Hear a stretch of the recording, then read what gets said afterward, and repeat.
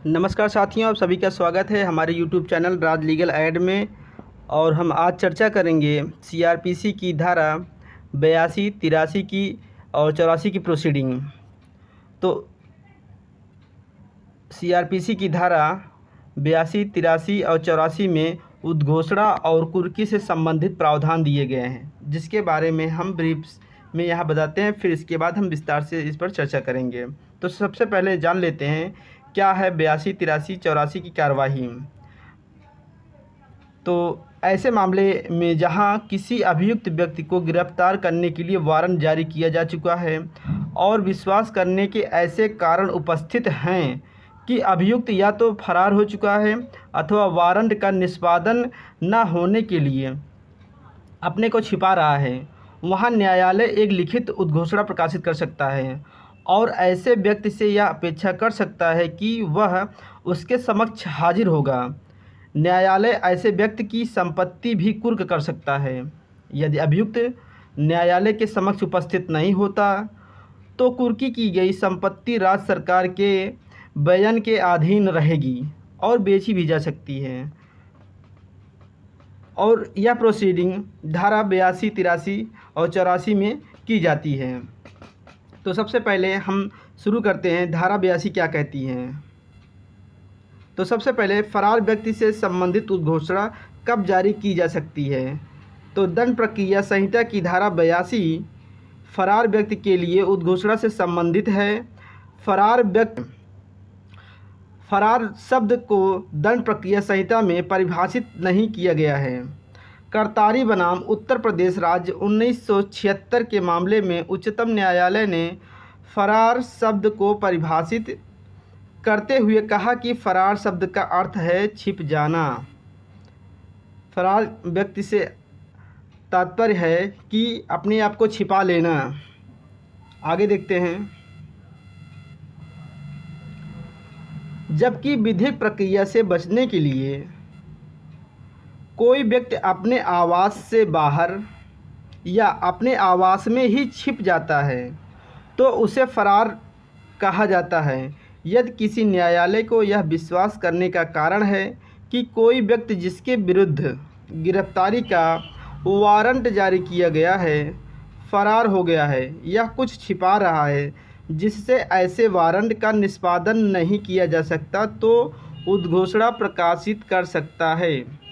कहने का तात्पर्य है फरार शब्द को सीआरपीसी की धारा 82 के अंतर्गत डिफाइन नहीं किया गया है। इसको डिफाइन करतारी सिंह के मामले में डिफाइन किया गया, जिसका तात्पर्य होता है कि व्यक्ति जो अभियुक्त है वह अपने आप को छिपा रहा है या अपने आवास से बाहर या अपने आवास में ही छिप जाता है, इसी को ही फरार कहा जाता है।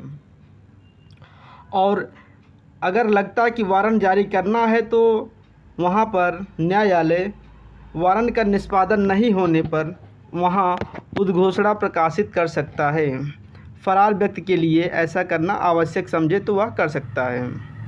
आगे देखते हैं। उद्घोषणा में फरार व्यक्ति को यह आदेश दिया जाएगा कि वह उसमें बताए गए स्थान और समय पर उपस्थित हो, जिसके लिए उसको प्रकाशित होने से 30 दिन से कम समय नहीं दिया जाएगा। 30 दिन का समय उद्घोषणा जारी होने के दिन से नहीं गिना जाएगा, बल्कि उसके प्रकाशित होने के दिन से गिना जाएगा। कहने का तात्पर्य है कि अभियुक्त को कम से कम 30 दिन का समय दिया जाएगा और उद्घोषणा जिस दिन जारी होता है उस दिन से नहीं गिना जाएगा, उसका काउंटिंग नहीं होगा, लेकिन उसको जब प्रकाशित कर दिया जाता है, जब पब्लिश कर दिया जाता है तो उस दिन से यह उद्घोषणा की डेट गिनी जाती है। आगे देखते हैं। उद्घोषणा निम्न रूप में प्रकाशित की जाएगी। तो सबसे पहले है कि उद्घोषणा कैसे प्रकाशित पब्लिश होगी। जिस गांव या नगर में अभियुक्त साधारण रूप से निवास करता है या उसके किसी अच्छी तरह से दिखाई देने स्थान में सार्वजनिक रूप से पढ़ी जाएंगी। कहने का तात्पर्य है कि अभियुक्त जहां रहता है, निवास करता है या जहां पर वह अच्छी तरह से दिखाई देने वाले स्थान पर वह सार्वजनिक रूप से पढ़ी जा सके, ऐसे जगह पर वह प्रकाशित की जाएगी। दूसरा है, उद्घोषणा की एक प्रति अभियुक्त के मकान के या उसके गांव के, नगर की किसी अच्छी तरह से दिखाई देने वाले स्थान पर छपा की जाएगी। कहने का तात्पर्य यह है कि अभियुक्त का जहाँ पर मकान है, गांव है या जिस शहर में रह रहा है, वहाँ पर अच्छी तरह से दिखाई जाने वाले स्थान पर चस्पा की जाएगी वह उद्घोषणा, जिससे कि यह पब्लिक नोटिस हो जाए। उद्घोषणा की एक प्रति न्यायालय में किसी अच्छी तरह से दिखाई देने वाले स्थान पर चस्पा की जाएगी। कहने का तात्पर्य है कि जो उद्घोषणा होगी वह न्यायालय परिसर में भी कहीं अच्छी तरह से दिखने वाले स्थान पर भी लगाई जा सकती है, चस्पा की जाएगी। चौथा है, यदि न्यायालय उचित समझे तो उस क्षेत्र में पढ़े जाने वाले किसी दैनिक समाचार पत्र में उद्घोषणा के प्रकाशन का आदेश दे सकता है। कहने का तात्पर्य है कि जो दैनिक न्यूज़पेपर उस एरिया में प्रकाशित होते हैं तो उसमें उद्घोषणा का प्रकाशन किया जा सकता है। न्यायालय का यह आदेश हो सकता है और आदेश दे सकता है। आइए आगे देखते हैं क्या प्रावधान है। धारा 83 सीआरपीसी की धारा 83 फरार व्यक्ति के संपत्ति की कुर्की से संबंधित प्रावधान करती है। दंड प्रक्रिया संहिता की धारा 83 के अनुसार जिस न्यायालय ने फरार व्यक्ति के संबंध में उद्घोषणा जारी की है वह उसकी संपत्ति की कुर्की का आदेश दे सकता है। ऐसा आदेश देने के लिए न्यायालय को कारण लिखने होंगे जिनके आधार पर कुर्की का आदेश जारी करना आवश्यक हो गया हो। यह आदेश उद्घोषणा के प्रकाशन के बाद किसी भी समय दिया जा सकता है। न्यायालय को यह अधिकार है कि वह कुर्की का आदेश उद्घोषणा के प्रकाशन के आदेश के साथ साथ भी दे सकता है। धारा 83 सीआरपीसी में प्रावधान किसी फरार व्यक्ति जो अभियुक्त है उसकी संपत्ति को कुर्क करने से संबंधित प्रावधान को बताती है। नेक्स्ट आगे देखते हैं। ऐसा आदेश निम्नलिखित परिस्थितियों में किया जा सकता है। कोर्ट ऐसा आदेश निम्नलिखित परिस्थितियों में करेगी। सबसे पहले, वह व्यक्ति अपनी समस्त संपत्ति या उसके किसी भाग को बेचने वाला है तो इस परिस्थिति में कोर्ट एक्शन लेगी। दूसरा, अपनी समस्त संपत्ति या उसके किसी भाग को न्यायालय के स्थानीय, यहाँ अधिकारिता होगा, जुरिडिक्शन से हटाने वाला है तो वहाँ पर कोर्ट के पास यह अधिकार होता है कि ऐसे संपत्ति को कुर्क करने का आदेश दे सकती है। आइए देखते हैं कुर्की कैसे की जाएगी, कुर्की का तरीका कैसे होगा। तो सबसे पहले जान लेते हैं कि मोड ऑफ अटैचमेंट। फरार व्यक्ति की हर संपत्ति की कुर्की की जा सकती है। कुर्की करने के लिए संपत्तियों को 2 भागों में बांटा जा सकता है। तो नंबर 1, इसमें जंगम संपत्ति जिसे चल संपत्ति मूवेबल प्रॉपर्टी कहते हैं, जो चलायमान होती है, जो दिख रहे हैं, जिसे एक स्थान से दूसरे स्थान पर लिया जा सकता है। दूसरा है स्थावर संपत्ति इमूवेबल प्रॉपर्टी, जिसे अचल संपत्ति के नाम से भी जाना जाता है। जंगम संपत्ति को कुर्की की दृष्टि से 3 भागों में बांटा जा सकता है। पहला है ऋण के रूप में। यदि उस उद्घोषित व्यक्ति ने किसी अन्य व्यक्ति को ऋण दिया है और उसे उस व्यक्ति से ऋण के बदले रुपए मिलने वाला है तो ऐसे व्यक्ति को आदेश दिया जाएगा वह उद्घोषित व्यक्ति को या उसकी ओर से किसी व्यक्ति को ऋण की अदायगी ना करें।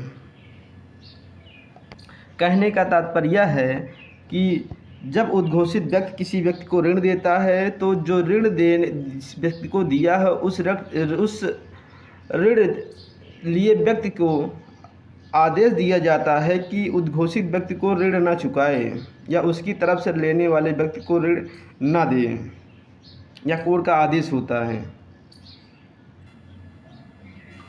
अगला देखते हैं दूसरा इसका, अन्य चल संपत्ति ऐसी चल संपत्ति की कुर्की निम्नलिखित दो प्रकार से की जाएगी, या तो उसे छीनकर या कब्जे में लेकर, या उसके प्रबंध के लिए रिसीवर को नियुक्ति करके अपॉइंट करके किया जा सकता है, और यह सब कोर्ट के प्रक्रिया के द्वारा ही होता है। और तीसरा है पशुधन या नाश होने वाली अन्य संपत्ति। ऐसी संपत्ति के लिए न्यायालय यदि उचित समझे तो कुर्की के बदले उसी समय नीलामी का आदेश दे सकता है, जो रुपया नीलामी से प्राप्त कर लिया जाएगा। ये तो माध्यम हो गए चल संपत्ति से संबंधित जंगम संपत्ति के बारे में। आइए देखते हैं अब स्थावर संपत्ति में क्या आता है। तो स्थावर संपत्ति में यदि भूमि ऐसी है जिस पर राज्य सरकार को राजस्व दिया जाता है तो उस ज़िले के कलेक्टर के द्वारा कुर्की की जाएगी। जिस भूमि पर राज्य सरकार को राजस्व मिलता हो ऐसी भूमि को कलेक्टर के द्वारा कुर्क की जाएगी। अन्य दशाओं में कुर्की, तो अन्य दशाओं में कुर्की का तरीका जो होगा वह है कब्जा लेकर की जाएगी। दूसरा, उसके प्रबंधन के लिए रिसीवर को नियुक्त करके की जाएगी। तीसरा, यदि फरार व्यक्ति को उस संपत्ति से किराया मिलता है तो यह आदेश देकर की जाएगी कि किराएदार उस व्यक्ति को कोई किराया ना दें। कहने का तात्पर्य है कि स्थावर संपत्ति में भी कब्जा लेकर और उसके प्रबंधन के लिए रिसीवर को नियुक्त करके या कोई किराया जहाँ से मिल रहा है उसको किराएदार को मना करके किराएदार उसको किराया ना दे, ऐसा करके भी स्थावर संपत्ति के मामले में भी कुर्की की जा सकती है। अगला देखते हैं कुर्की के संबंधित आपत्तियां। धारा 84 CRPC उद्घोषक व्यक्ति के अतिरिक्त अन्य कोई व्यक्ति जो यह कहता है कि उसका उस संपत्ति में कुछ हित है और वह कुर्क नहीं हो सकता है, अपनी आपत्ति दावा पेश कर सकता है। यह आपत्ति या दावा उस न्यायालय में होगा जिसने कुर्की का आदेश जारी किया था। यदि कुर्की दूसरे ज़िले में तो वहाँ के ज़िला मजिस्ट्रेट के पृष्ठांकन करने के बाद हुई है तो उसी ज़िले के CGM के यहाँ दावा या आपत्ति पेश की जा सकती है। जिस दिन कुर्की हुई है उसके 6 माह के भीतर ऐसी आपत्ति का दावा पेश किया जा सकता है। 6 माह के बाद आपत्ति प्रस्तुत नहीं की जा सकती है। तो कुर्की के संबंध में यह प्रावधान है कि जो व्यक्ति चाहता है कि ऐसी संपत्ति की कुर्की नहीं हो सकती है जिसमें उसका खुद का इंटरेस्ट शामिल है, जो उद्घोषक व्यक्ति से अदर देन व्यक्ति है, तो उसे उस न्यायालय में आपत्ति या दावा पेश करना होगा जिसने उसको कुर्की को दिया है, या ज़िले या किसी अन्य ज़िले में है तो उस ज़िले के CGM कोर्ट में उसको अपना दावा पेश करना चाहिए। आगे देखते हैं